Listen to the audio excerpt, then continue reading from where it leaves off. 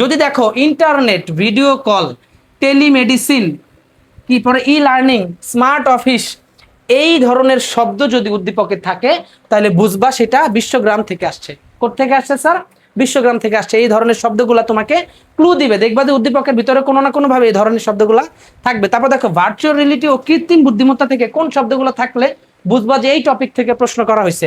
3D, চশমা, helmet, glass, কৃত্রিম জগৎ, প্রশিক্ষণ, অনেক রিক্সি কাজগুলা কি করানো হয়েছে।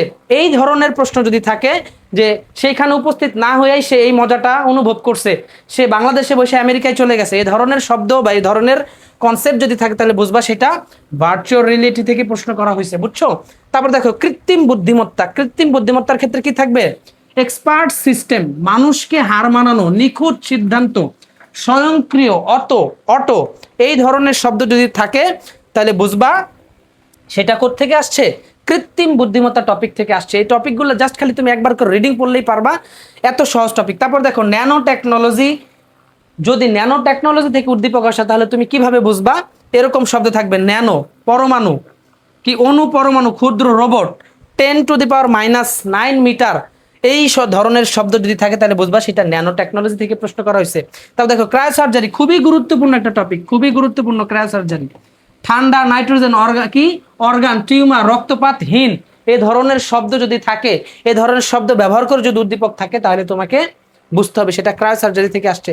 ঠান্ডা, ঠান্ডা অন্যভাবে আসতে পারে, নিম্ন তাপমাত্রা, এই ধরনের শব্দ যদি থাকে তাহলে বুঝতে হবে সেটা কি স্যার? ক্রায়োসার্জারি থেকে আসছে। তারপর দেখো বায়োমেট্রিক্স, জেনেটিক ইঞ্জিনিয়ারিং, বায়োমেট্রিক্সটা খুবই গুরুত্বপূর্ণ। বায়োমেট্রিক্স থেকে কি এমসিকিউও আসে, উদ্দীপকও আসে।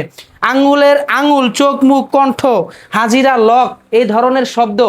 অফিসে ঢুকতে গেলে তাকে ফিঙ্গারপ্রিন্ট দিতে হয়, একটা ক্যামেরার সামনে দাঁড়াইতে হয়, এক জায়গায় হাতের ছাপ দিতে হয়, এই ধরনের শব্দ যদি থাকে তাহলে বুঝবা সেটা বায়োমেট্রিক্স টপিক থেকে আসছে। জেনেটিক ইঞ্জিনিয়ারিং, দেখো জিন, ডিএনএ, নতুন জাত, এই শব্দটা খুবই গুরুত্বপূর্ণ। নতুন জাত, জেনেটিক ইঞ্জিনিয়ারিং এর জন্য নতুন জাত, দেখবা প্রত্যেকটা উদ্দীপকে এরকম নতুন জাত কথাটা চলে আসছে।